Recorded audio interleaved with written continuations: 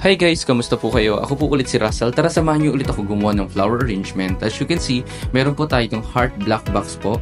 At ito po ang napili ng customer at sabi niya kung pwede daw lagyan ko ng red roses itong box po na to. Kasi may sinend siya sa akin picture ng kagaya din po nitong box na to na heart. At sabi niya kung pwede daw punuin ko daw to ng 50 pieces. Sabi ko naman na hindi po magkakasya. Ang customer po pala namin ay si Mr. Sale, one of my regular customer here in Rafi Flower Shop. At ang sabi niya kung pwede daw, lagyan ko na rin daw po ng gypso. Sabi ko tignan din muna natin kung maganda. At ayun nga po, habang ginagawa ko muna ito, mega shoutout po pala kay Sir Edmar Fernandez. Maraming salamat po sa pag-like at share ng aking video.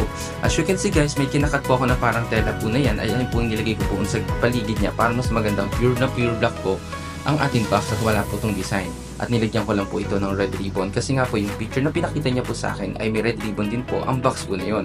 At ayun po, nilagyan ko na rin po pala ito ng kristal para dagdag dekorasyon at palamuti sa ating flower arrangement. Dati po kasi nauuso po yung paglalagay ng glitters pero ngayon po ang nilalagay ko lang po talaga ay kristal kasi medyo nag-worry lang po ako pag may mga bata po madikitan po ng glitters. At ito na po pala ang final look ng aking ginawa. Maraming salamat sa pag-share at like ng aking video. At ganoon din po pala sa mga followers ko at sa mga kaibigan ko na gusto magpa-shoutout dyan.